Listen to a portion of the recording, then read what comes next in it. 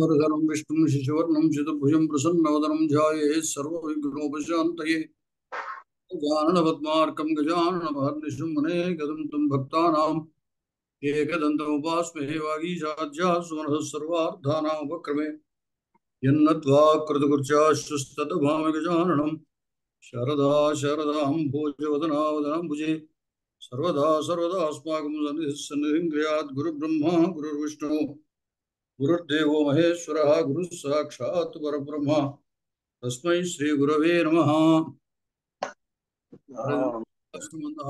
स्फुरदिन्दीवरलोचनाभिरामां अरविन्दसमानसुन्दरास्याम् अरविन्दासनसुन्दरीमुपासे श्रीराघवन्दशरथात्मजमप्रमेयं सीतापतिं रघुकुलान्वयरत्नदेवम् आजानुबाहुम् अरविन्ददलायुधाक्षं रामनुशाचरविनाशकरं नमामि। అయ్యా ఇవాళ శ్రీరామనవమి చేత హనుమ లక్ష్మణ భరత శత్రుఘ్న సమేత శ్రీరామచంద్ర పరబ్రహ్మణే నమః. ఇప్పుడు విరోధ అలంకారము ఆక్షేపాలంకారము పూర్తయింది. ఈ ఆక్షేపాలంకారంలో ఉన్న విశేషము చివర సారాంశము ఏమిటి చెప్పాడు అంటే మనకి అక్కడ ఇష్టమైనటువంటి విషయాన్ని నిషేధించి ఆ నిషేధము యుక్తం కాకపోవడం వల్ల మళ్ళీ అది విధి పర్యవసాయిగా ఉంటుంది అని ఒకటి, అనిష్టమైన విషయాన్ని విధించి ఆ విధి సమంజసం కాదు కాబట్టి అది నిషేధ పర్యవసాయిగా ఉంటుంది అని అక్కడ రెండు అంశాలను చెప్పాడు అనమాట. అంటే పైకి అక్కడ నిషేధిస్తూ ఉన్న ప్రతీయమానమైన అర్థం విధి అవుతుంది, వాచ్యార్థము నిషేధమైన ప్రతీయమానార్థం విధి, వాచ్యార్థము విధి అయిన ప్రతీయమానార్థం నిషేధం, అలా ఉంటాయి అని చెప్పాడు. ఆ సందర్భం వచ్చింది కాబట్టి ఆక్షేపే ఇష్ట నిషేధే అనిష్ట విధౌ చ అనుపపద్యమానత్వాత్ విరుద్ధత్వం అనుప్రవిష్టం. అక్కడ ఆక్షేపాలంకారంలో ఏమైందో చెప్తున్నాడు. ఇష్ట నిషేధే అనిష్ట విధౌ, ఇష్టమును నిషేధించడం లేదా అనిష్టమును విధించడం, అలా అవడం వల్ల ఏమైంది?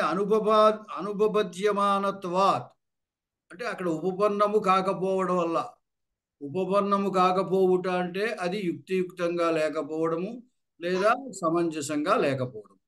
అలా సమంజసంగా లేకపోవడం వల్ల విరుద్ధత్వం అనుప్రవిష్టం, విరోధం అనేది ప్రవేశించింది దాంట్లోకి. ఎందుకంటే ఇష్టమైన దాన్ని నిషేధించారంటే మరి విరుద్ధమే కదా, అలాగే అనిష్టమైన దాన్ని విధించాడు అంటే కూడా విరోధమే కదా. అంచేత దీనివల్ల విరుద్ధత్వం అనేది ఆ అలంకారాల్లో కొంచెం ప్రవేశించింది. కాబట్టి ఆ విరోధము అనేటువంటి ప్రసంగం వచ్చింది కాబట్టి ఇక్కడ విరోధాలంకారాన్ని చెబుతున్నాను అన్నాడు. ఏతత్ ప్రస్తావేన విరోధగర్భ అలంకార వర్గ ప్రక్రియతే. సందర్భవశాత్తు ఈ ఆక్షేపాలంకారంలోకి విరోధం అనేది ప్రవేశించింది కాబట్టి ఇప్పుడు విరోధాన్ని గురించి చెప్పడం అనేది సందర్భం అవుతుంది. కాబట్టి విరోధగర్భమైన అలంకారాలు ఏవేవి ఉన్నాయో అవన్నీ ఇక్కడ మేము చెబుతున్నాము అని ఉద్దేశం.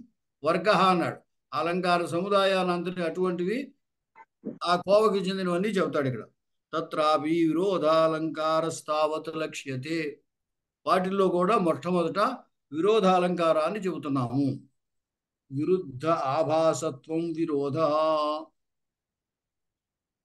ఆభాసత్వే విరోధస్య విరోధాభాస ఉచ్యతే అని అక్కడ విరోధాభాస అలంకారము అని చంద్రాలోకంలో చెప్పారు. అయితే ఇక్కడ విరోధ ఆభాసత్వమే విరోధం. విరోధ ఆభాసత్వం అంటే విరోధం ఉన్నట్లుగా అనిపించడం అన్నమాట. ఇహ జాత్యాదీనాం చతుర్ణాం పదార్థానాం ప్రత్యేకం తన్మధ్యే ఏవ సజాతీయ విజాతీయాభ్యాం విరోధిభ్యాం సంబంధే విరోధః.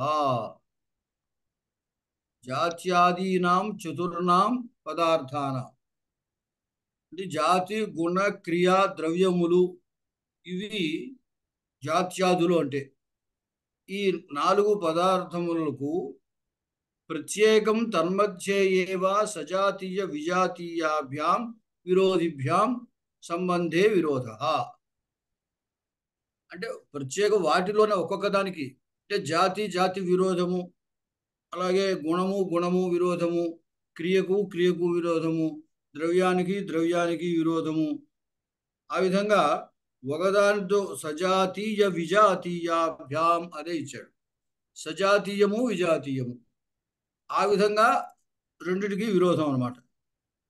అలా విరోధ సంబంధం ఉండడము చేత విరోధాలంకారం అవుతుంది.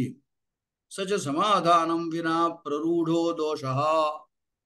అయితే విరుద్ధముగా విషయం చెప్పడం అనేది మరి కావ్యంలో దోషం అవుతుంది కదా.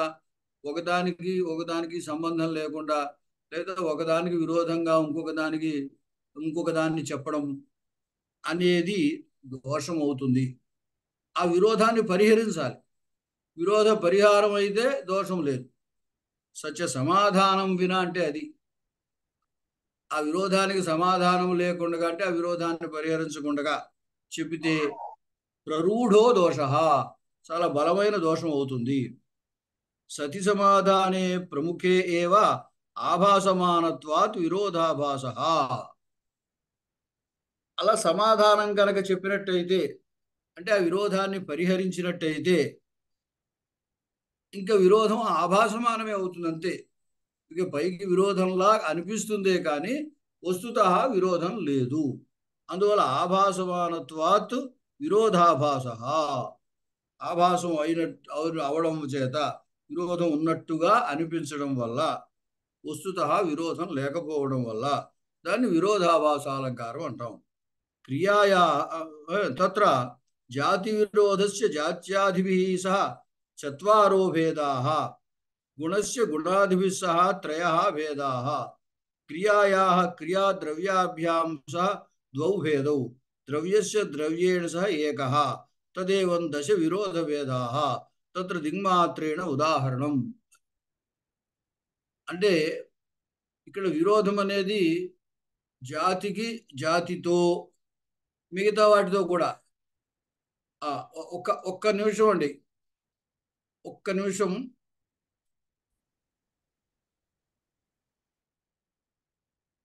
ఆ జాతికి జాతితో గుణముతో క్రియతో ద్రవ్యముతో విరోధం కాబట్టి 4 రకాలు.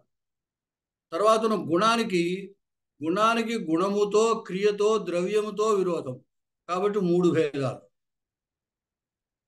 క్రియకు క్రియతో ద్రవ్యంతో విరోధం కాబట్టి 2 భేదాలు. తర్వాత ద్రవ్యానికి ద్రవ్యంతోటే భేదం కాబట్టి 1 భేదం. ఈ విధంగా ఇవి అంటే 4, 3, 7, 2, 9, 1, 10 మొత్తం 10 రకములైనటువంటి ఈ విరోధ భేదాలు వచ్చాయి. వాటిని సూచన మాత్రంగా మేము ఉదాహరిస్తున్నాము అన్నాడు. పరిచ్ఛేదాతీత సకల వచనానాం అవిషయః పునర్జన్మన్యస్మిన్ అనుభవపదం యో నగతవాన్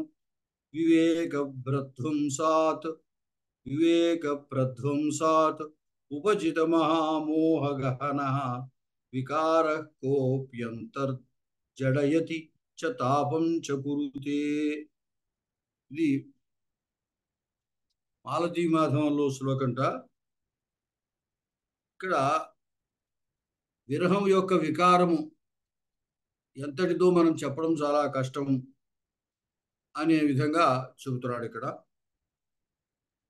పరిచ్ఛేదాతీత అంటే కొలతకి అందనటువంటిది. సకల వచనానాం అవిషయ అన్ని మాటలకి కూడా విషయము కానటువంటిది అంటే మాటలతో చెప్పలేనటువంటిది.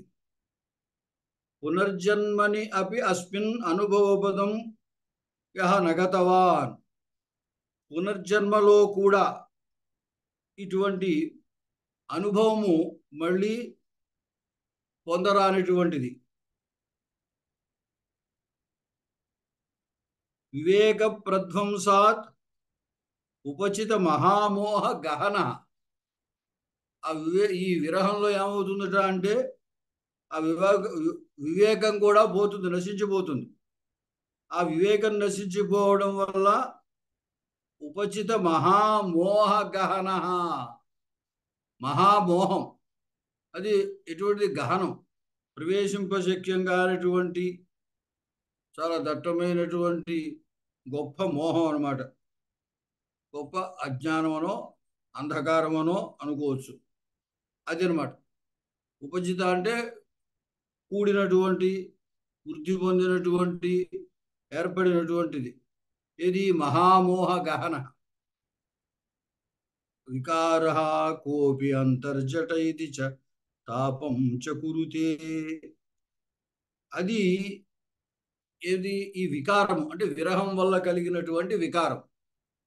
అది కోపి అంతర్జడయతి తాపం చ కురుతే. కోపి వికార, ఒకానొక వికారం అంటే విరహం వల్ల కలిగినటువంటి వికారం. అంతః జడయతి, లోపలంతా చైతన్యాన్ని లేకుండా చేసేస్తుంది, జడ పదార్థంలా తయారు చేసేస్తుంది అనమాట. చైతన్యాన్ని పోగొట్టేస్తుంది. తాపంచ గురితే, మహాతాపాన్ని కలగజేస్తుంది. అంటే అక్కడ ఏమవుతుంది అంటే విరహంలో ఉన్నటువంటి వాళ్ళకి అది మాటలుగా అందనటువంటి బాధ అనమాట. చెప్పలేరు మాటల్లో వాళ్ళు. అంటే సకల వచనానాం అవిషయ అన్నాడు, పరిచ్ఛేద అతీత అన్నాడు. ఇంత అని చెప్పడానికి వీలు లేనటువంటిది అన్నాడు. చేసి లోపల అంత ఉన్నటువంటి చైతన్యాన్ని కూడా పోగొడుతుంది. అంటే వినే మాట వినబడదు, చూసేది కనబడదు, తినడానికి ఇష్టం ఉండదు, రుచి ఉండదు, ఇలా రకరకాల అవలక్షణాలన్నీ ఆ వికారం యొక్క లక్షణాలు కలుగుతాయి అన్నమాట. అత్ర జడీకరణ తాపకరణయో క్రియయో విరోధ వస్తు సౌందర్యేణ అప్రాప్తి పర్యవసానేన పరిహ్రియతే. ఇక్కడ ఏమైంది అంటే జడీకరణ తాపయో, లోపలంతా జడీకరణము అన్నాడు. చైతన్యరహితంగా చేసి మొద్దుబారిపోతుంది అనుకోండి. ఈ జడ పదార్థము అని ఎప్పుడైతే జడీకరణం ఎప్పుడైతే చెప్పాడో అప్పుడు తాపకరణం ఎలా కుదురుతుంది? వికారము అనేది విరహం వల్ల కలిగిన వికారము లోపలంతా కూడా జడత్వాన్ని కలగజేస్తోంది అన్నాడు. అప్పుడు జడత్వాన్ని కలగజేస్తే ఇక తాపం, ఇప్పుడు చైతన్యం ఉంటే కదా చల్లదనము వెచ్చదనము అనేది అనుభవానికి వచ్చేది. చైతన్యం లేకపోతే ఆ చల్లదనము లేదు, వెచ్చదనము లేదు. అంచేది ఏమంటున్నాడు? ఎప్పుడైతే జడీకరణం అన్నాడో అప్పుడు తాపకరణం అనేది కుదరదు. అంటే పరస్పర విరోధం అనేది అక్కడ ఉందన్నమాట. ఇది క్రియా విరోధం. ఎందుకంటే జడీకరణం ఒక క్రియ, తాపకరణం ఒక క్రియ. దాని పరిహారం ఎట్లాగా అంటే చూపిస్తున్నాడు. విరోధ వస్తు సౌందర్యేణ అప్రాప్తి పర్యవసానేన పరిహ్రియతే. ఈ విరోధము వస్తు సౌందర్యేణ అప్రాప్తి పర్యవసానేన, వర్ణించడంలో ఏమిటి వర్ణించాడంటే అది కొలవడానికి శక్యం కాంది, చెప్పడానికి శక్యం కాంది అని ఈ విధంగా చెప్తున్నాడు. అటువంటి మాటల చేత అన్నమాట ఆ వస్తు సౌందర్యము చేత అప్రాప్తి పర్యవసానము అన్నాడు. ఏ వస్తు సౌందర్యము అంటే ఈ మాటల ద్వారా తాను చెప్పదలిచింది ఏమిటి అంటే ఆమె ఎవరైతే ఉన్నారో తనకి ఇష్టరాలైనటువంటి ఆమె యొక్క సౌందర్యము, ఆ సౌందర్యము చేత ఇంతటి విరహము ఈయన అనుభవిస్తున్నాడు. ఈ విరహం ఎప్పుడు? ఆమె అప్రాప్తి పర్యవసానేనా, ఆమె లభించదు అనేటువంటిది పర్యవసానం దీనికి. ఇంతటి విరహము యొక్క ఆధిక్యాన్ని ఇంత విధంగా వర్ణించడం చేత మనకి తెలిసేది ఏమిటి అంటే అటువంటి తాను ఎవరైతే అనుకుంటున్నారో ఆ ప్రియురాలు తనకి లభించే అవకాశం లేదు అనేటువంటిది చివరికి తాత్పర్యం. అలా చెప్పడంతో ఇదంతా సమంజసం అవుతుంది అన్నాడు. ఆ, తాను అనుకున్నటువంటి, తాను పొందదగింది అని అనుకున్నటువంటి ఆ ప్రియురాలు తనకి లభ్యము కాదు అనే విషయము చివరికి పర్యవసానం అన్నమాట. ఆ పర్యవసానము చేత వీటి విరోధానికి పరిహారము. తర్వాత మరొకటి, ఇవి అంటే సజాతీయ విజాతీయ అని చెప్పుకొచ్చాడు కదా. ఇది సజాతీయ క్రియా విరోధం. అంటే ఏమిటి? విరహం వల్లే ఈ రెండు కలిగాయి. తాపకరణము విరహం వల్లే కలిగాయి, జడీకరణము విరహం వల్లే కలిగింది. అంచేత వికారము యొక్క లక్షణాలే అవడం చేత సజాతీయముల క్రియల యొక్క ఆ విరోధం అన్నమాట.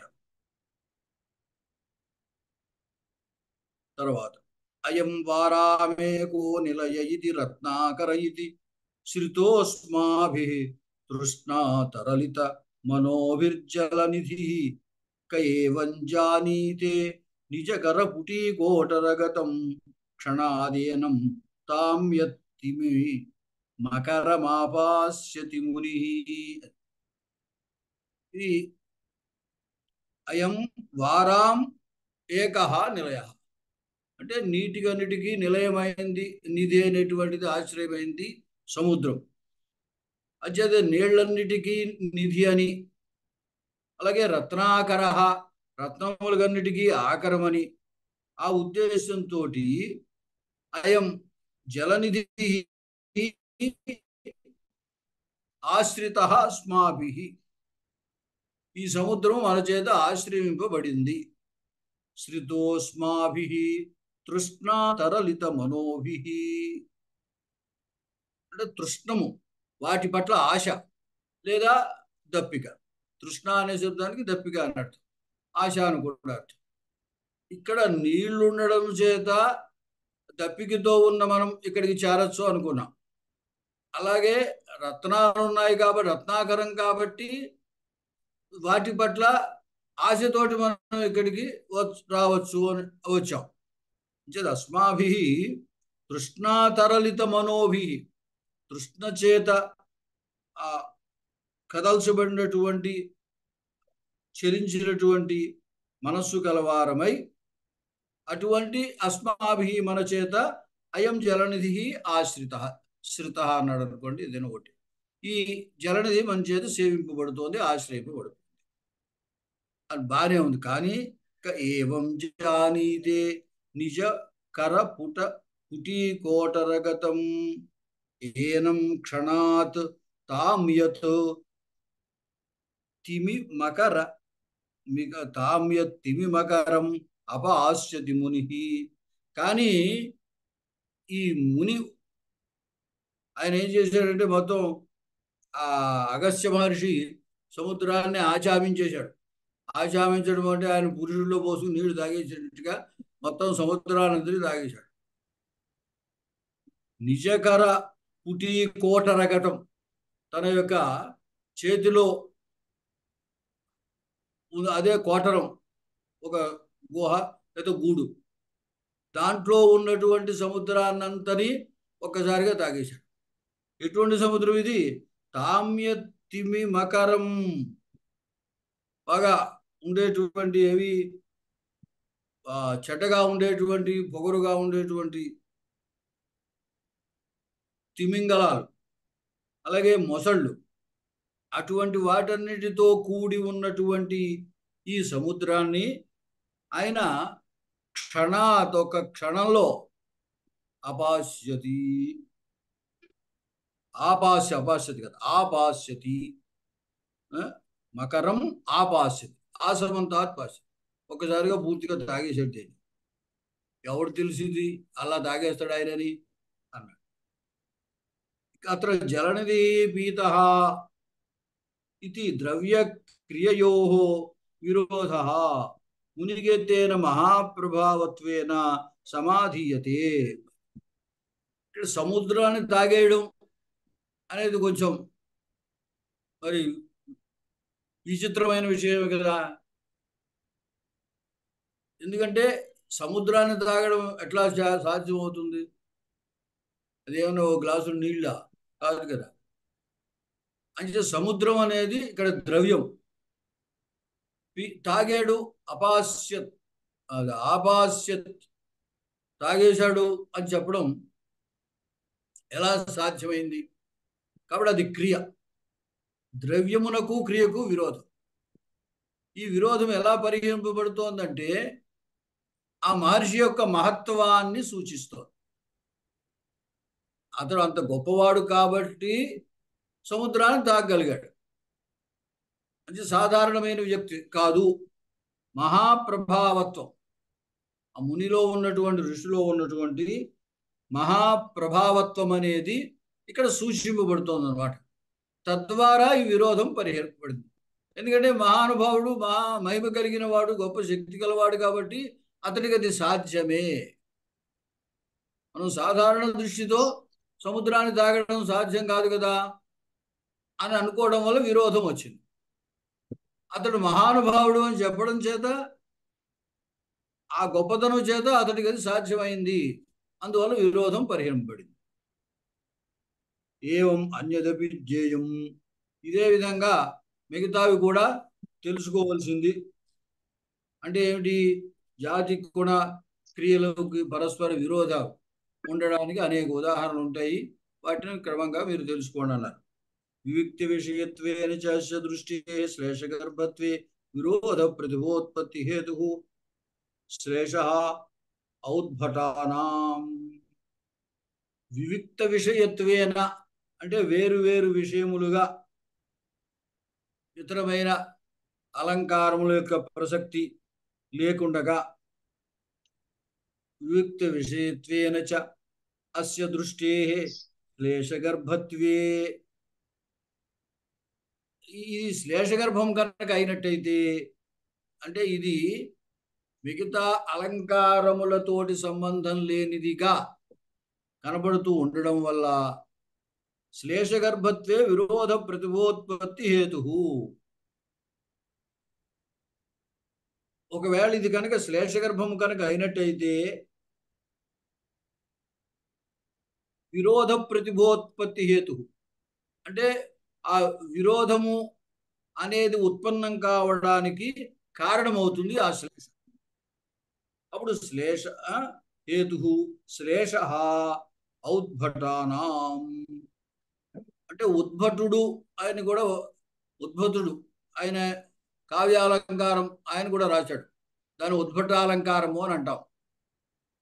ఆయన అనుసరించినటువంటి వాళ్ళు ఔద్భటులు. ఆ ఔద్భటుల యొక్క దృష్టిలో ఈ విరోధ ప్రతిభకి కారణమైనటువంటి శ్లేష ఉండడం వల్ల అది శ్లేషాలంకారంగా ఆయన చెప్పాడు. విరోధం ఉత్పన్నం కావడానికి కారణమైనటువంటి ఏ శ్లేష అయితే ఉందో, శ్లేష గర్భత్వే అన్నాడుగా, అలా శ్లేష ఉన్నట్టయితే శ్లేషాలంకారం అవుతుంది అని ఉద్భట్టుడు అతని అనుయాయులు చెప్పారు. దర్శనాంతరేతు శంకరాలంకార. మిగతా వాళ్ళ యొక్క అభిప్రాయంలో కొంతమంది ఈ విరోధాలంకారము అటు శ్లేష రెండు ఉన్నాయి కాబట్టి ఇది శంకరాలంకారం. ఏదైనా రెండు అలంకారాలకి కలయిక ఏర్పడితే దాన్ని శంకరము అని అంటారు. మళ్ళీ ఇక్కడ సంశ్లేష, సంసృష్టి, శంకరము వీటిలో కూడా రెండు తేడాలు చెప్పాడు. తిలతండులవతు, క్షీర నీరవతు అని. తిలతండులాలు కలిసి ఉంటాయి, క్షీర నీరములు కలుస్తాయి. తిలతండులాల్లో వాటిని మనం గుర్తించగలం. క్షీర నీరముల్లో దేనికది విడివిడిగా గుర్తించలేము. అంటే గుర్తించలేనంతగా రెండు అలంకారాలు కలిసిపోతే సంసృష్టిని, వేరువేరుగా గుర్తించగలిగితే సంకరమని అభేదం కూడా అక్కడ చెప్పారు. యథా సన్నిహిత బాలాంధకార భాస్వన్మూర్తిశ్చ ఇత్యాదో విరోధినోః ద్వయోరపి సృష్టత్వే. సన్నిహిత బాలాంధకార ఆభాస్వన్ మూర్తిశ్చ అనేది దగ్గరలో ఉన్నటువంటి బాలాంధకారం అంటే చిరు చీకటి అనమాట. ఆ చిరు చీకటి కలిగినటువంటి ఆభాస్వత్ మూర్తి, ప్రకాశించేటువంటి ఆ చిరు చీకటితో ప్రకాశించేటువంటి భాస్వన్మూర్తి సూర్యమండలము అని ఒక అర్థం. లేదా సన్నిహిత దగ్గరగా ఉన్నటువంటి బాలాంధకారము చీకటి లాంటి ఆ కేశపాశం దానితోటి ప్రకాశిస్తున్నటువంటి ఆకారము కలిగినటువంటిది అని కూడా అర్థం. ఇలా ఇక్కడ ఏమవుతుందంటే శ్లేష బాలాంధకార సన్నిహిత బాలాంధకార కార భాస్వన్మూర్తి అన్నం వల్ల శ్లేష ఉంది, అంతేకాకుండా విరోధం కూడా ఉంది. ఎందుకంటే సూర్యుడి ఏమాత్రం ఉన్నా అంధకారం ఉండే అవకాశం లేదు. అటువంటిప్పుడు సన్నిహిత బాలాంధకార భాస్వన్మూర్తి అంటే ఎలా కుదురుతుంది? సన్నిహిత బాలాంధకార భాస్వన్మూర్తి అన్నాడు.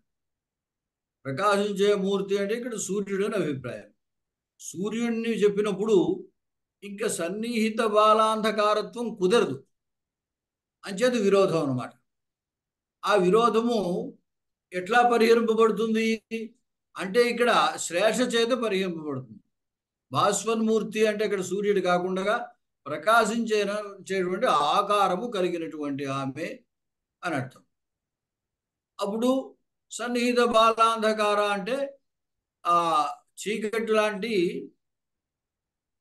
అంటే అంత నల్లనైనటువంటి జుట్టు కలిగినటువంటిది ఆమె అని అర్థం. ఆ విధంగా శ్లేష వల్ల విరోధం పరిహరింపబడుతోంది అనమాట. అయితే ఇక్కడ ఏమవుతుంది? ఇత్యాదో విరోధినో ద్వయోరపి సృష్టత్వే. ఇక్కడ శ్లేష విరోధము, పరస్పర విరోధము కలిగినటువంటి వాటికి శ్లేష ద్వారా ఈ పరిహారం చేశాడు. ఏకస్య సృష్టత్వే ఉపతిమపి కలత్రవల్లభం ఇచ్చాడు. కలత్ర వల్లభుడు అంటే భార్యకు చాలా ఇష్టమైనటువంటి అన్నట్టు. అని ఏమి ఇచ్చాడు అని. ఇక్కడ కుపతి అంటే కుత్సిత, పతి కుపతి, చెడ్డ భర్త. మరి చెడ్డ భర్త అని ఎప్పుడైతే అన్నామో అప్పుడు కలత్ర వల్లభం అండ ఎలా కుదురుతుంది? చెడ్డ భర్త అయితే భార్యకి ఇష్టం ఎలా ఉంటుంది? కాబట్టి ఇక్కడ కు అనే శబ్దానికి భూమి అని అర్థం, కుపతిం అంటే రాజు అని అర్థం. అంటే ఒకటి చోటే ఇక్కడ శ్లేష, ఉపతిం అనే దగ్గరే శ్లేష ఉంది, కలత్ర వల్లభం దగ్గర శ్లేష లేదు. పైనిచ్చిన దాంట్లో సన్నిహిత బాలాంధకార భాస్వన్మూర్తి అనే చోట రెండిటిల్లోనూ శ్లేష ఉంది. అంటే అక్కడ విరోధినో ద్వయోరపి సృష్టత్వే అని ఒకటి, ఏకస్యతు సృష్టత్వే అని ఒకటి. ఏక విషయత్వే చ అయమిష్యతే. అది ఏక విషయత్వే అంటే ఒకే విషయాన్ని చెప్పేటప్పుడు ఇది కుదురుతుంది. అయమిష్యతే.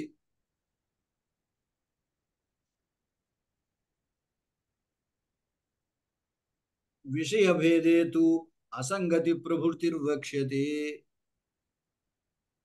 అదే కనుక విషయభేదం ఉన్నట్టయితే అసంగత్యలంకారము ఉన్నవి ముందు ముందు చెప్పబడుతున్నాము. అప్పుడు అసంగత్యలంకారం విరోధం అనేది ఒక విషయముగానే విరోధము కనుక చెప్పినట్టయితే విరోధాలంకారం అవుతుంది. అలా కాకుండా విషయభేదం కనుక ఉన్నట్టయితే అది వేరే అలంకారం అవుతుంది, అసంగత్య అలంకారము మనవి అవుతాయి అని చెప్పారు. తర్వాత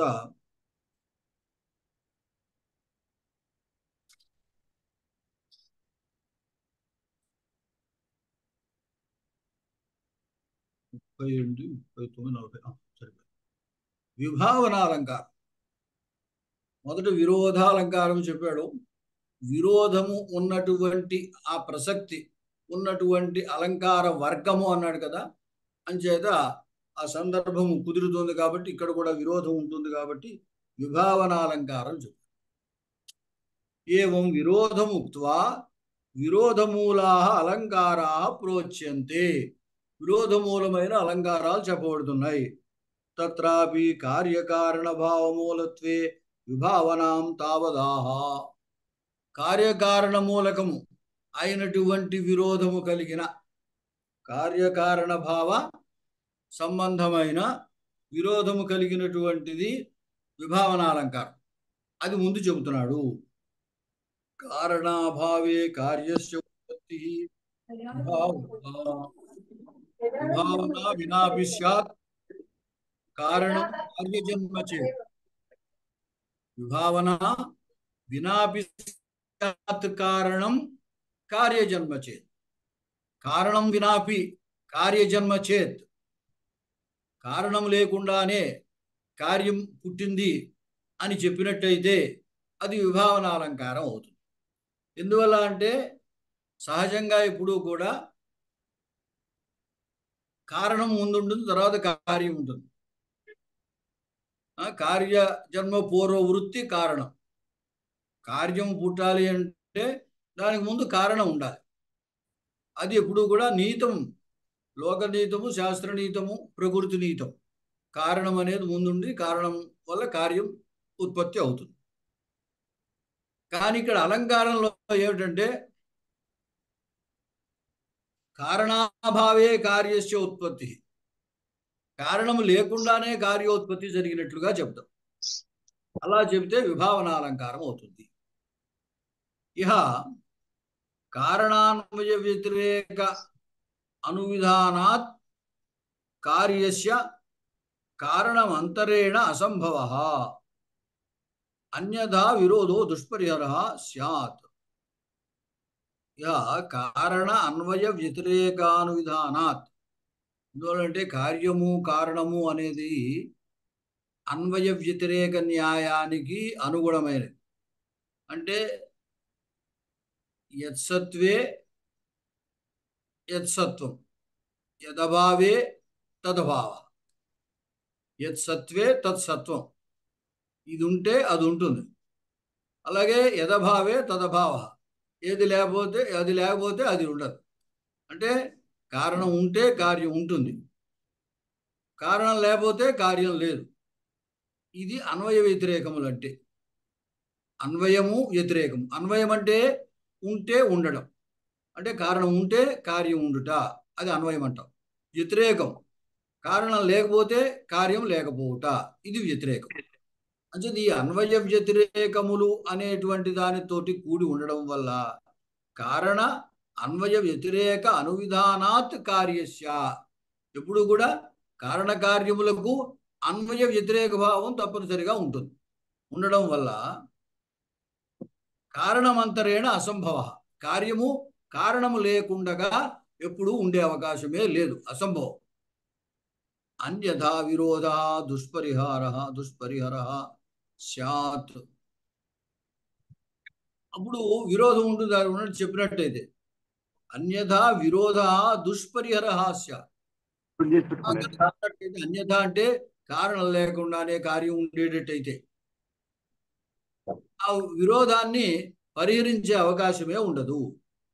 యదాతు కయాచిత్ భంగ్యా తథా అభావ ఉపనిబధ్యతే తదా విభావనాఖ్యో అలంకార. అది కయాచిత్ భంగ్యా అన్నాడు. ఏదో భంగి, ఏదో భంగి అంటే ఏదో విధంగా, అంటే వచన వైచిత్రి చేత, ఉక్తి వైచిత్రి చేత కారణం లేకుండానే కార్యం ఉంది అన్నట్టుగా కనుక చెప్పితే తథాభావ అంటే ఆ విధంగా ఉండడం. ఆ విధంగా ఉండడం అంటే కారణం లేకుండా కార్యం ఉన్నట్టుగా చెప్పడం. అలా చేసినట్టయితే అది విభావనాలంకారం అవుతుంది. అంటే వస్తుతః అయితే కారణం లేకుండా కార్యం ఉండదు. కానీ ఇక్కడ ఆ ఉక్తి వైచిత్రి చేత కారణం లేకుండానే కార్యం ఉన్నట్టుగా చెబుతాడు. అప్పుడు అది విభావన అలంకారం అవుతుంది. విశిష్టతయా కార్యస్య భావనాత్. ఎందువల్లంటే కార్యము యొక్క వైశిష్ట్యాన్ని భావించడం చేత. సాచ భంగి విశిష్ట కారణాభావే కార్యోపనిబంధ. సాచ భంగి అంటే ఉక్తి వైచిత్రి అన్నాం కదా, ఆ విధానము. భంగి అంటే ఒక ప్రకారము విధానం. కయాచిత్ భంగ్య అని పైన చెప్పాడు. ఏదో ఒక విధానం ద్వారా, ఏదో ఒక ప్రకారం ద్వారా, అంటే ఉక్తి విశేషం ద్వారా చెప్పడం. కారణం లేకుండానే కార్యం ఉన్నట్టుగా చెప్పడం. సాచ భంగి విశిష్ట కారణాభావే కార్యోపనిబంధ. ఈ విశిష్టమైనటువంటి కార్య వైశిష్ట్యం చెబుతున్నాం. కార్య వైశిష్ట్యానికి కారణ వైశిష్ట్యం కూడా ఉండాలి. కేవలం సాధారణ కార్యం అయితే సాధారణ కారణం. అలాగే కార్య వైశిష్ట్యాన్ని చెప్పదలిచినప్పుడు కారణ వైశిష్ట్యం కూడా ఉండాలి. అయితే ఆ విశిష్ట కారణము లేకుండగా విశిష్టమైన కార్యం ఉన్నట్టుగా చెబుతాడు. అప్రస్తుతం కారణం వస్తుతః అస్థితి విరోధ పరిహార. అయితే ఇక్కడ కారణంగా చెప్పలేదు, కానీ కారణం చెప్పకుండా కార్యం అని చెబుతున్నాం కదా. అప్రస్తుతం కారణం వస్తుతః అస్తి. కారణం లేకపోలేదు, వస్తుతః కారణం ఉంది. కానీ అక్కడ కారణం ఉన్నట్టుగా చెప్పడు ఉక్తి వైచిత్రి చేత. కారణం లేకుండగా కార్యం ఉన్నట్టుగా చెబుతాడు. అందువల్ల కారణం ఉండడం చేత విరోధం ఏమీ లేదు, విరోధ పరిహారం అయిపోతుంది. పైకి మాత్రము విరోధం ఉన్నట్టుగా అనిపిస్తుంది. ఎందువల్లంటే కారణం లేదు, కారణం లేకుండా కార్యం చెప్పాడు అని విరోధం ఉన్నట్టుగా అనిపిస్తుంది. కానీ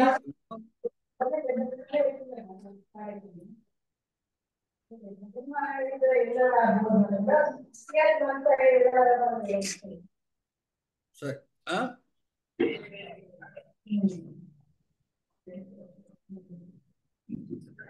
కారణాభావేన చ ఉపక్రాంతత్వాత్ బలవతా కార్యమేవ బాధ్యమానత్వేన ప్రతీయతే.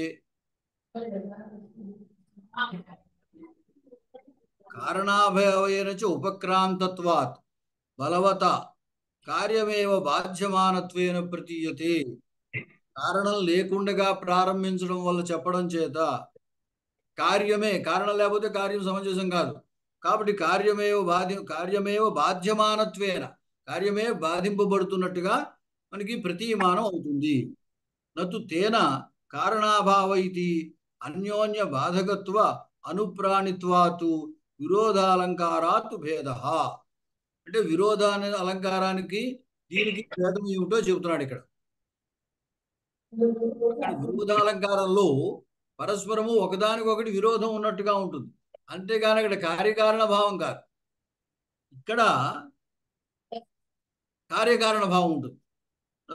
నతుతేన కారణాభావ ఇది అంటే కార్యం బాధింపబడుతోంది కాబట్టి కారణము లేదు అని అనుకోకూడదు. కారణాభావ ఇది అన్యోన్య బాధకత్వ అనుప్రాణిత్వాతు విరోధాలంకారాత్ భేద. ఇది అన్యోన్య ప్రాణిత్వం అన్నాడు. అన్యోన్య బాధకత్వ అనుప్రాణిత్వ. కారణం లేకుండా కార్యం చెబితే కార్యబాధ అవుతుంది. కార్యం బాధింపబడితే కారణ బాధ వస్తుంది. కార్యమే లేకపోతే కారణం ఎందుకు ఇంకా? అంచేత అన్యోన్య బాధితత్వం అనేది ఉండడం చేత ఇది విరోధాలంకారం కంటే భిన్నమైంది విభావనాలంకారము.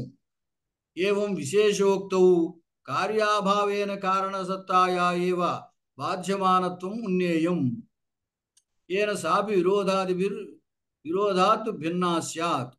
అలాగే విశేషోక్తులు ఎలా ఉంటుందంటే కారణం ఉంటుంది, కానీ కారణం ఉన్నా కార్యోత్పత్తి జరగదు. కార్యాభావేన కారణసత్తాయా ఏవ బాధ్యమానత్వం. మరి కారణం ఉంటే కార్యం ఉండాలి కదా, కానీ అక్కడ కారణం ఉంటుంది కానీ కార్యం లేనట్టుగా చెప్తారు. కార్యాజనిర్విశేషోక్తి అతి పుష్కల కారణే అని చెప్తాడు చంద్రాలోకంలో. పుష్కలంగా కారణం ఉన్నప్పటికీ కార్యం పుట్టలేదు అని చెప్తాడు. అలా చెప్పినట్టయితే అది విశేషోక్తి అలంకారం అవుతుంది. అలా అక్కడ కూడా అంటే ఆ విశేషోక్తి అలంకారానికి కూడా విరోధాలంకారం కంటే అది భిన్నమైనదే. ఏచ లక్షణే యద్యపి అన్యై కారణపదస్థానే క్రియాగ్రహణం కృతం తథాపి ఇహ కారణపదమేవ విహితం. కొంతమంది ఈ లక్షణం చెప్పేటువంటి సందర్భంలో ఇతరులు కొంతమంది కారణపదస్థానే క్రియాగ్రహణం కృతం, కారణం అనే మాట అనకుండగా క్రియా అని వాడారట. అలా తీసుకున్నప్పటికీ వాస్తవానికి కారణపదం వాడటమే యోగ్యమైనది. ఏ కారణపదం పదమేవ విహితం నై సర్వై క్రియాఫలమేవ కార్యం అభ్యుపగమ్యతే. ఎందువల్లంటే క్రియచేతన అన్నిటి చేత క్రియాఫలమే కార్యముగా గుర్తించే అవకాశం లేదు. సర్వత్రా సర్వై క్రియాఫలమేవ కార్యం, క్రియ వల్ల కలిగినదే కార్యము అని చెప్పడానికి, క్రియ వల్ల కలిగిన ఫలమే కార్యము అని చెప్పే అవకాశం సర్వత్రా లేదు. కాబట్టి క్రియ అనే శబ్దాన్ని వాడడం మంచిది కాదు, కారణం అనే శబ్దం వాడటమే యుక్తం. వైయాకరణైరేవ తదా అభ్యుపగమాత్, వైయాకరణులు కూడా అలాగే అంగీకరించడం చేత కారణము కారణమే. అతో విశేషం అనుపేక్ష సామాన్యేన కారణపదం ఏవహ్య నిర్దిష్టం. అందువల్ల విశేషాన్ని అంటే కారణ శబ్దంలో ఉన్న విశేషాలేమి తీసుకోకుండా కేవలము కారణాన్ని సామాన్యార్థంలో ఇక్కడ కారణపదాన్నే తీసుకోవడం జరిగింది. యథా ఒక చిన్న మాట ఏమిటి, విభావనాలంకారం లేదా సిలబస్ లో? లేదు సార్, లేదు, చూశాను ఇప్పుడే. ఉందండి, ఉంది, పేజ్ 300 నుంచి ఉంది. అంటే పేరు రాయలేదు కాదు, ఎందుకంటే వరుసకు అన్ని ఉన్నాయి. మరి అంటే ఇక్కడ సెపరేట్ గా పేరు రాయలేదు గురుగారు. అలాగే మధ్యలో ఇది ఒక్కటి ఎందుకు కాదంటారండి నా ఉద్దేశం. ఉంది సిలబస్ లో 300 పేజ్ నుంచి ఉంది. ఆక్షేప, విరోధ, విభావన, లేకపోతే మధ్యలో విశేషోక్తి ఇవన్నీ ఉన్నాయి. సారా దాకా ఏ ఒక్క అలంకారాన్ని మధ్యలో విడిచిపెట్టి లేదు. మరి లేదు, ఇది ఒక్కటి ఎందుకు విదిలేస్తారు? లేదు అంటే ఆర్పీ బుక్ లో రాయలేదు అనుకుంటానండి. ఆర్పీ బుక్ లో లేదు, అది ఆర్పి గారి బుక్ లో లేదు, అందులో చూసి చెప్పారేమో వాళ్ళు. అది ఉంటే నష్టమేం లేదులే గురువు గారు, ఒక్కటి. సరే, విభావన అలంకారం చెప్పేదానండి, ఏం పర్వాలేదు. విభావన వినాభిష్యాత్ కారణం కార్యజన్మే అనుకున్నాం కదా. అంచేది ఏమిటనమాట, కారణం లేకుండా కార్యోత్పత్తి జరిగినట్టుగా వర్ణిస్తే అది విభావన అలంకారం అవుతుంది. అసంభృతం మండలమంగయష్టే అనాసవాక్యం కరణం మదస్య కామస్వ పుష్ప వ్యతిరిక్తమస్త్రం బాల్యాత్ పరం సాధవయు ప్రభేదే. అది పార్వతీదేవిని ఉద్దేశించి వర్ణిస్తున్నారు. అసంభృతం మండనమంగయష్టే, ఆమె యొక్క శరీరాన్ని వర్ణిస్తున్నాడు. అంగయష్టే అసంభృతం మండలం, ఆమె యొక్క శరీరానికి ఏమి ఆభరణాలు ఏమీ లేవు, ఏ ఆభరణాలేమి అలంకరించలేదు. అనాస వాక్యం కరణం మదస్య,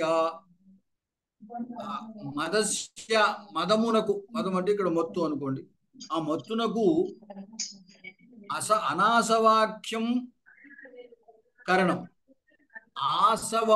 ఆసవం అంటే మద్యం, ఆసవము కళ్ళు అని, మద్యం అని అర్థం. అనాసవం అంటే ఆసవంతో సంబంధం లేదు. మత్తు కలగాలంటే ఆసవం ఉండాలి, కానీ ఇక్కడ ఆసవం లేకుండా మత్తు కలిగింది. మదస్య అనాసవాక్యం కరణం. ఏమిటది? కామస్య పుష్పం వస్త్రం. అలాగే మన్మధుడికి పుష్పం కబురు చెప్తున్నారు.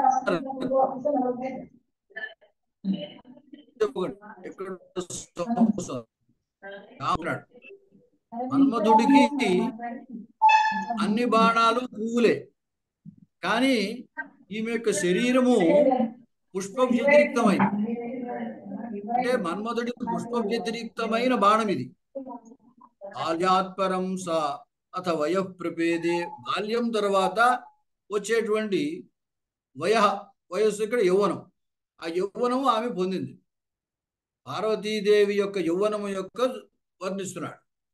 అంటే పార్వతీదేవి యౌవనం పొందినటువంటి శరీరము ఎట్లా ఉన్నది అంటే ఆమె యొక్క శరీరానికి అలంకారం ఏమీ అవసరం లేకుండా ఉన్నది. అంతేకాకుండా మన్మధుడికి ఇది ఒక బాణం లాంటిది అన్నాడు. మన్మధుడికి అన్ని బాణాలు పువ్వులే, కానీ కుసుమ బాణ అని పేరు కదా. కానీ ఈ పార్వతీదేవి యొక్క శరీరమే మన్మధుడికి ఒక బాణం, మన్మథ బాణంలా ఉంది అంటారు. ఏమిటంటే ఎవరైనా ఒక అందమైనటువంటి అమ్మాయిని ఏమంటూ ఉంటారంటే మన్మథ బాణంలా ఉందంటారు. అంటే మన్మధుడి యొక్క బాణం ఎటువంటి వికారాన్ని కలగజేస్తుందో అలాగా ఆమె కూడా మనకి వికారాన్ని కలగజేస్తుంది అనే అభిప్రాయంతో అట్లా వాడుతూ ఉంటారు. అలాగే ఇక్కడ పార్వతీదేవి యొక్క శరీరము మన్మధుడికి బాణములాగా ఉన్నదనమాట. ఆయన అన్ని పూలు బాణాలే, కానీ ఈవిడ శరీరమే ఒక బాణంగా ఉన్నది అని. అంచేత పుష్ప వ్యతిరిక్తం అస్త్రం అన్నాడు. అలాగే ఆమెను కనుక చూసినట్లయితే మామూలుగా మత్తు అనేటువంటిది మద్యాన్ని సేవిస్తే మత్తు కలుగుతుంది. కానీ ఇక్కడ అనాసవం అంటే ఆసవ సంబంధం లేకుండా అనాసవాక్యం మదస్య కరణం, ఆ మత్తుని కలగజేసేటువంటిదిగా ఇది ఉంది. కరణం అంటే సాధనం, మత్తును కలగజేసే సాధనం. వస్తుతః ఈ మద్యమో ఆసవమో కల్లో అది సేవిస్తేనే మత్తు కలుగుతుంది. కానీ ఇక్కడ అది సేవించకుండానే ఆసవ సంబంధం లేకుండానే మత్తుకి సాధనం అవుతోంది ఆమె యొక్క శరీరము అని అన్నాడు. ఇక్కడ విరోధాభాసం ఏమిటి? విరోధము ఉండాలి కదా, విరోధం కాదు, అదే విరోధం ఉండాలి. విభావనా వినాపి స్యాత్ కారణం. మత్తు కలుగుతోంది అనుకోండి, మత్తు కలగడానికి కారణం ఆసవం. ఆసవం లేకుండానే మత్తు కలిగించేది అన్నాడు. ఆసవం లేకుండా మత్తు కలిగించడం అనేది పరస్పర విరోధం. అత్ర ద్వితీయే పాదే, అదే అనాసవాక్యం కరణం మదస్య అనే పాదం. ద్వితీయే పాదే మదస్య ప్రసిద్ధం యద్ ఆసవాక్యం కరణం తద్ అభావేపి యౌవన హేతుకత్వేన ఉపనిబంధ కృత. ఇక్కడ మత్తుకి సాధారణంగా సాధనం ఏమిటి అంటే ఆసవం. కానీ ఇక్కడ ఆసవం లేకుండానే ఉంది సాధనము అన్నాడు. అది ఆసవము మత్తుకి కారణం, మత్తు కార్యము, దానికి కారణము ఆసవం. కారణమైన ఆసవం లేకుండగా మత్తును ఉంది అని చెప్పడం చేత విరోధం ఇచ్చింది. విభావన వినాపి స్యాత్ కారణం, కారణం లేకుండానే కార్యోత్పత్తి జరిగినట్టు చెప్పాడు. అయితే దీనికి పరిహారం ఏమిటంటే యౌవన హేతుకత్వేన ఉపనిబంధ. ఈ మత్తు యౌవనం కారణంగా కలిగినటువంటి మత్తు, ఆసవం వల్ల వచ్చిన మత్తు కాదు. యౌవన కారణంగా వచ్చిన మత్తు కాబట్టి సరిపోతుంది. అంటే మత్తు అనేది యౌవనం వల్ల కూడా వస్తుంది. మత శబ్దానికి కేవలం మత్తు ఎక్కర్లేదు, గర్వం కూడా అర్థం. అంటే యౌవనంగా గర్వం కూడా వస్తుంది. యౌవనము, రూపము, ధనము, అధికారము ఇవన్నీ కూడా గర్వానికి కారణాలు. కాదంబరి సుఖనాసుడి చెప్తాడు ఆయన. ఈ 4 ఉంటే ఇంక చెప్పాలా? దీంట్లో ఏకైకమపి అనర్థాయ, ఒకటే ఉంటేనే చాలా అనర్థాన్ని కలగజేస్తుంది, ఇక 4 ఉంటే వేరే చెప్పాలా అని అంటాడు అక్కడ. సరే, మదస్య ద్వైవిధ్యేపి అదే అభేదాధ్యవసాయాత్ ఏకత్వం అతిశయోక్త్యా. మదము రెండు రకాలు, అదే చెప్పాడు. ఆసవం వల్ల కలిగిన మదం వేరు, యౌవనం వల్ల కలిగే మదం వేరు. ఈ రెండు వేరు అయినప్పటికీ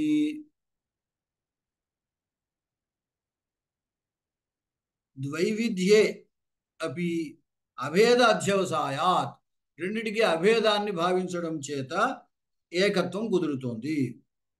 ఏకత్వం అతిశయోక్తి ద్వారా. సచ అస్యాం అవ్యభిచారిణీతి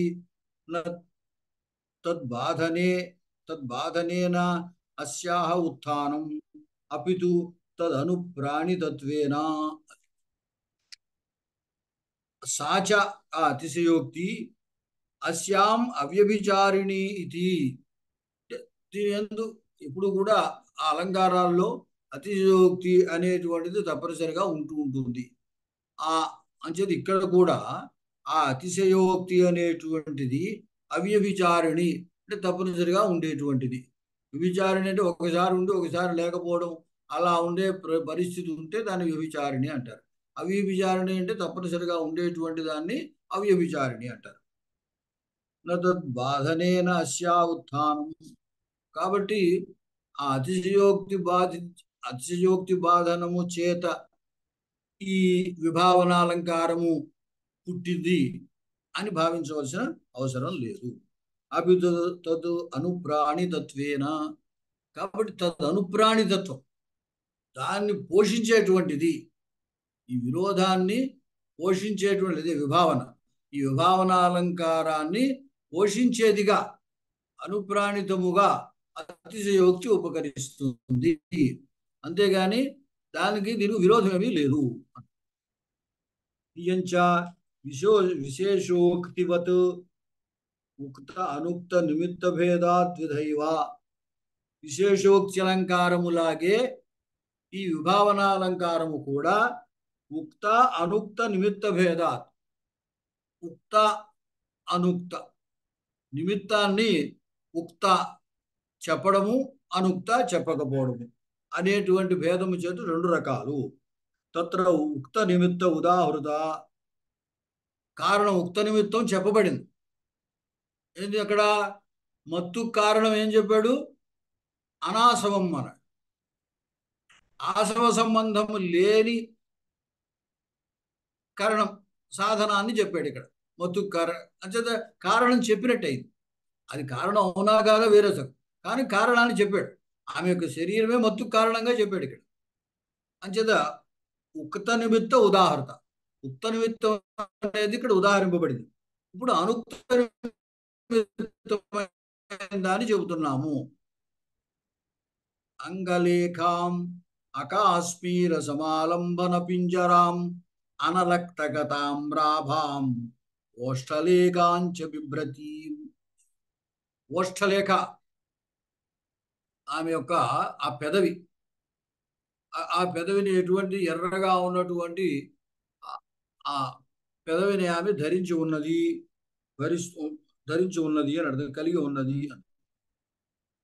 ఎటువంటిది ఆమె యొక్క పెదవి అంటే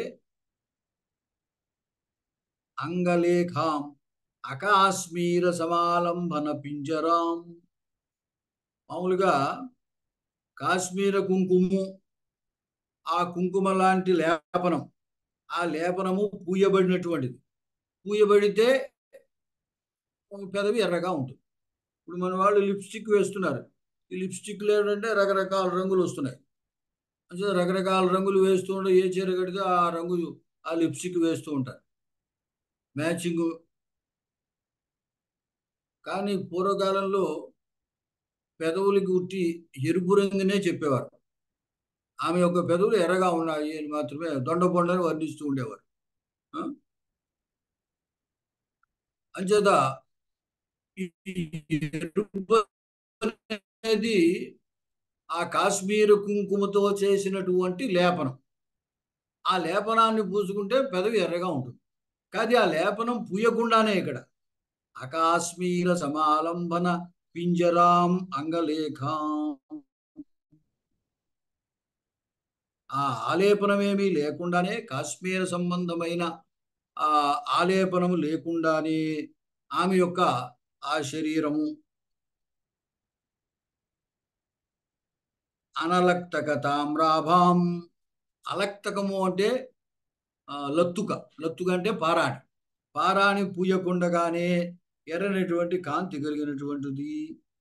ఓష్టలేఖాం, సన్ననైనటువంటి, అదే అందమైనటువంటి, చాలా మృదువైనటువంటి. ఇక్కడ ఆ లేఖ అనే శబ్దంతో పోల్చడం చేత సన్నని పెదవులు అంటే చాలా మృదువుగా లేతగా ఉన్నటువంటి పెదవులు.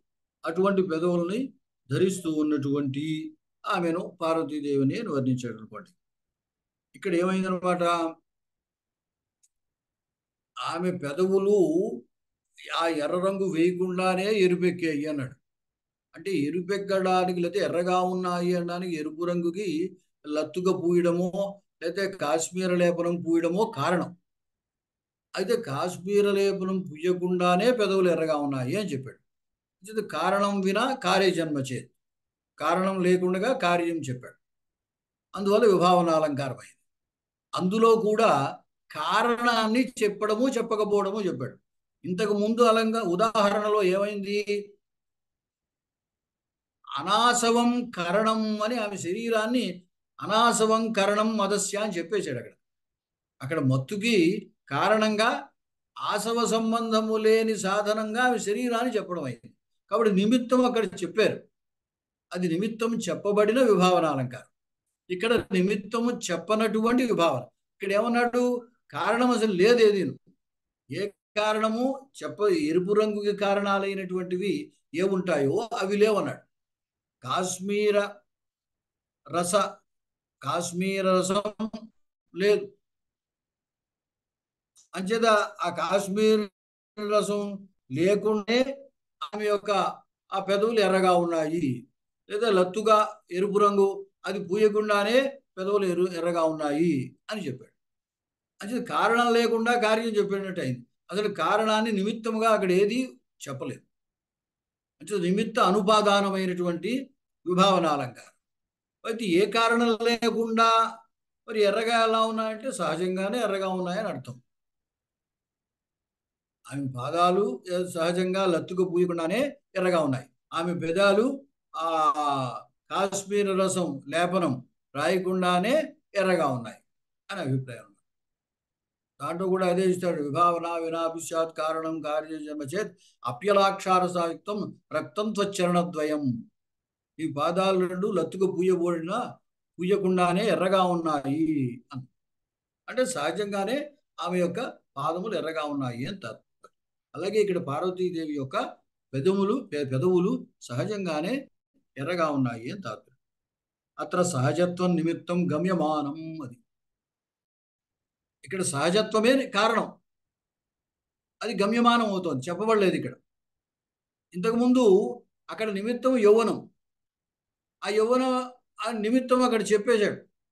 ఎందుకంటే రెండవ బాల్యాతు పరం సా అధ వయఃప్రపేదే అని, బాల్యం తర్వాత వచ్చేటువంటి వయస్సు యౌవనం, అది ఆమె పొందింది అని అక్కడ చెబుతున్నాడు. అంటే నిమిత్తాన్ని అక్కడ చెప్పినట్టు అయింది, ఇక్కడ నిమిత్తాన్ని చెప్పలేదు. అసంభృతం మండలమితి కామస్య పుష్ప వ్యతిరిక్తం అస్త్రమితి చ అత్ర వివదంతే. అసంభృతం మండలమితి అంటే అలంకారం ఏమీ లేదు. వెనకాల ఆమె యొక్క శరీరాన్ని గురించి చెప్పినప్పుడు అసంభృతం మండలం అన్నారు. అలాగే కామస్య పుష్ప వ్యతిరిక్తం అస్త్రం, ఆమె యొక్క శరీరము మన్మధుడికి బాణం లాంటిది. బాణమే, ఏం బాణం ఇది అంటే పుష్ప వ్యతిరిక్తమైన బాణం అని చెప్పాడు. అలా చెప్పడంతో నిమిత్తాన్ని మొత్తం శరీరాన్ని చెప్పాడు నిమిత్తంగా. ఆ నిమిత్తాన్ని చెప్పినట్టు అవుతుంది. యౌవనం పొందినటువంటి శరీరమే అక్కడ మత్తుకి కారణము అని చెప్పినట్టు అవుతుంది. అత్ర వివదంతే, ఇక్కడ కొంచెం వివాదం పడుతున్నారు పండితులు అందరూ. అత్ర వివదంతే అన్నారు. వివదంతే అంటే వివిధముగా వదంతే అనమాట. రకరకాలుగా చెప్తున్నారంటే ఎవరి అభిప్రాయం వేరు. అందరూ సమావేశం ఒకటిలో రాలేదు. ఏమిటి అభిప్రాయం అంటే అయ్యమేవి విభావనేతి కేచితు సంభరణస్య పుష్పాణాంచ మండనవస్త్రం ప్రతి అకారణత్వాత్ వాంగ్మాత్రమేతతు ఏకగుణహానో విశేషోక్తిరిచ్యన్యే. ఇప్పుడు ఏమిటన్నారు అంటే ఇయమేవ విభావన ఇది, ఇదే విభావన అలంకారము. అంటే ఇదే విభావన అలంకారం అంటే కారణం చెప్పకుండగా కార్యం ఉన్నట్టు చెప్పినట్టయితే, కార్యోత్పత్తి చెబితే అదే విభావన అలంకారము అని కొంతమంది చెప్పారు. సంభరణస్య పుష్పాణాంచ మండలం అస్త్రం ప్రతి అకారణత్వాత్ వాంగ్ మాత్రమేతతు. అంటే వెనకాల సంభరణస్య పుష్పాణాంచ మండలం అస్త్రం ప్రతి అకారణత్వాతు అంటే బాణానికి పూలు, ఆయన యొక్క విల్లుకి పూలు బాణాలు అన్నట్టుగా శరీరం బాణముగా అంటే కుదరదు కదా. అకారణత్వం, శరీరం కారణం అని చెప్పడానికి కుదరదు. కాబట్టి ఇది కారణము లేకుండగా చెప్పడం అనేది వాంగ్మాత్రమేతదు. అంటే మాట మాత్రంగా, మాట మాత్రంగా కారణం లేనట్టు చెప్పడమే అవుతుంది. ఏకగుణహానౌ విశేషోక్తి చన్యే. మళ్ళీ ఇక్కడ ఏకగుణహానౌ అంటే ఒకటి లోపించినప్పటికీ కూడా అది విశేషోక్తి అవుతుంది. ఇది అన్యే. ఇప్పుడు కారణము సమగ్రమైన కారణము, అసమగ్రమైన కారణం. సమగ్రమైన కారణము లేకపోతే విశేషోక్తి అని కొంతమంది అభిప్రాయం. కాదు, సమగ్రమైన కారణం ఉన్నా కార్యం పుట్టలేదు అని చెప్తే విశేషోక్తి అని కొంతమంది అభిప్రాయం.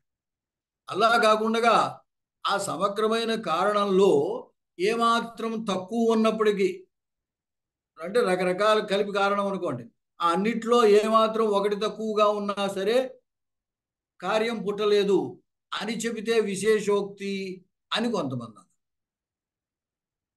మనకి అలంకారంలో విశేషోక్తిలో కార్యాజన విశేషోక్తి సతి పుష్కల కారణే అన్నాడు ఆయన చంద్రాలోకంలో జయదేవుడు. అంటే పుష్కలంగా కారణం అంటే సమగ్రంగా కారణం ఉన్నా కార్యోత్పత్తి జరగలేదు అంటే విశేషోక్తి అన్నాడు. కానీ కొంతమంది ఏమన్నారంటే సమగ్రంగా కారణం ఉండవలసి ఉండగా కొంచెం అసమగ్రంగా, కొంచెం తక్కువగా ఉంటే ఉన్నప్పటికీ కూడా కార్యం పుట్టలేదు అనుకోండి, అది కూడా విశేషోక్తి అవుతుంది అని కొంతమంది అభిప్రాయంలో కారణం అసమగ్రంగా ఉంటే, అసమగ్రం హేతూనాం అసమగ్రత్వే, హేతువులు సమగ్రంగా లేకపోతే కార్యోత్పత్తి జరిగినట్టు చెబితే అది విభావన అలంకారం అవుతుంది అని కొంతమంది చెప్పారు. ఇలాగా ఈ విషయంలో అంటే కారణములు పూర్తిగా ఉండడము, కొంచెమే ఉండడం, పూర్తిగా లేకపోయినా కొంచెం తక్కువ ఉన్నా అది విశేషోక్తి అవుతుందని కొంతమంది అభిప్రాయం. కాదు, కొంచెము అంటే సమగ్రంగా ఉండి కార్యం లేకపోతేనే విశేషోక్తి, కారణాల్లో ఏమాత్రం తక్కువ ఉన్నా కార్యోత్పత్తి జరిగినట్టు వర్ణిస్తే అది విభావన అని ఈ రకంగా ఇద్దరు అభిప్రాయ భేదము వచ్చింది. అంటే కొంతమంది ఇలా, కొంతమంది అట్లాగా చెప్పారు. ఆరోప్యమాన తర్వాత రూపకమేవ అధిరోపిత వైశిష్ట్యమితి అపరే. అక్కడ కార్య వైశిష్ట్యం తెలియబడుతుంది. అంటే ఆ కార్య వైశిష్ట్యం ఏమిటి అంటే రూపకమేవా అధిరోహిత వైశిష్ట్యం. రూపకం ద్వారానే అక్కడ వైశిష్ట్యం ఏమిటంటే రూపకం ద్వారానే ఆ వైశిష్ట్యం ఏర్పడుతుంది, రూపకాలంకారం ద్వారా అని కొంతమంది అన్నారు. ఆరోప్యమానస్య ప్రకృతే సంభవతు పరిణామ ఇది అద్యతనాహ. మళ్ళీ దీంట్లో కొంతమంది నవీనులు ఏమన్నారంటే ఆరోప్యమానమైంది ఏదైతే ఉందో దానికి ప్రకృతే సంభవాత్ పరిణామైతర్జత. ప్రకృతే సంభవాత్ ఆరోప్యమానమైనది అక్కడ ఉన్నటువంటి దాని యందు సంభవించడం వల్ల ఇది పరిణామాలంకారం అవుతుంది అని కొంతమంది అన్నారు. ఇప్పుడు అక్కడ ఏమిటంటే ఆమె పార్వతీదేవి యొక్క శరీరాన్ని మన్మధుడి యొక్క బాణముగా చెప్పాడు. శరీరం బాణం అవడం అనేది అసంభవము, కుదరదు అంచేత అదొక అభిప్రాయం. అయితే శరీరమునందు బాణత్వాన్ని ఆరోపిస్తున్నాడు. శరీరమునందు బాణత్వం ఆరోపిస్తే అది రూపకాలంకారం అవుతుంది. అందువల్ల రూపకమేవ అధిరోపిత వైశిష్ట్యం అంటే అది కార్య వైశిష్ట్యం అని అన్నాడు కదా మనకి విభావనాలంకారంలో. కారణము లేకుండా కార్యం ఉంది అని చెప్పడంలో ఉద్దేశ్యం ఏమిటి అంటే కార్య వైశిష్ట్యాన్ని చెప్పడం. ఉండవలసి సాధారణంగా ఉండే కారణం కాకుండా వేరొక కారణాన్ని చెప్పుకుని కార్య వైశిష్ట్యాన్ని ప్రతీమానం అవుతుంది అని, కార్య వైశిష్ట్యం ప్రతీమానం అవుతుంది అన్నాడు.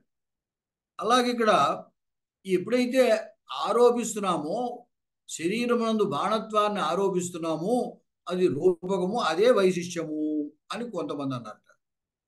అంతేకాకుండా కొంతమంది ఏమన్నారంటే ఈ ఆరోప్యమానమయ్యేది ప్రకృతమందు సంభవిస్తోంది కాబట్టి ఇది పరిణామాలంకారము అని కొంతమంది అన్నారు.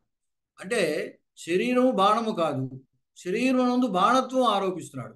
ఈ ఆరోపణ బాణత్వము ప్రకృతములో ప్రస్తుతములో అంటే ఏమిటి, పైన చెప్పినటువంటి గర్వాన్ని కలగజేయడానికో లేదా మత్తును కలగజేయడానికో తర్వాత యౌవనానికి అది సపోర్ట్.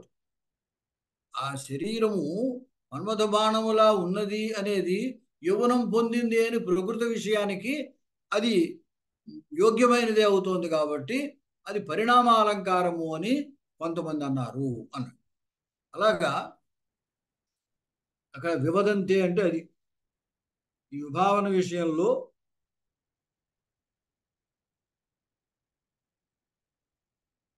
ఈ ఆలంకారికుల మధ్య చిన్న అభిప్రాయ భేదం అన్నమాట.